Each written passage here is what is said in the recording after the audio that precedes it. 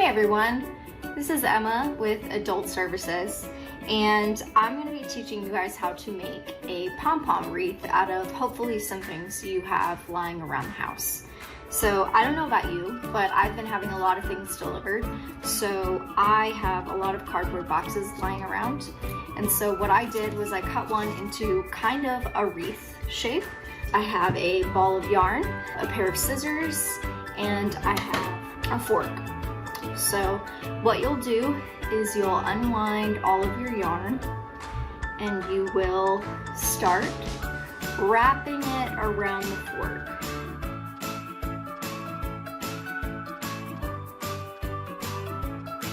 I'm going to take my scissors and I'm going to cut right here, and I'm going to put that off to the side.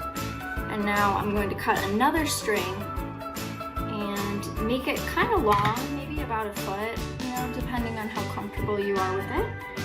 And then what we'll do is we'll take the fork and we will thread this string through one of the tines. So you can see it's hanging through. And then what you'll do is you will lace that through so they're about even. And we will tie it together right through the middle. And you want to make it as tight as you possibly can get it, like that. And then you'll do another knot just to double secure it. So that's definitely not going anywhere. And then now you can slide this off of the fork. You see that seam along that edge where all the yarn is folded over? You'll insert your scissors into those pieces and you'll cut them. And this is my favorite part. I call it fluffing the pom-pom.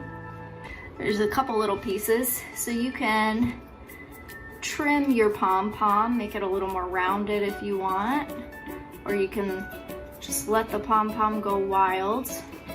And the reason why we kept this string long is because when you go to your wreath piece, you can tie them. This is an easy fix.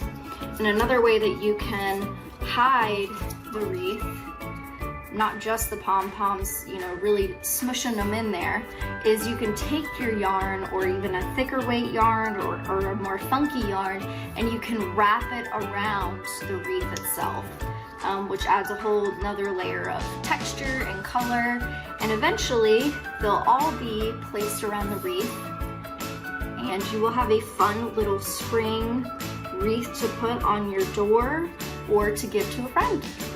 Thanks for joining me.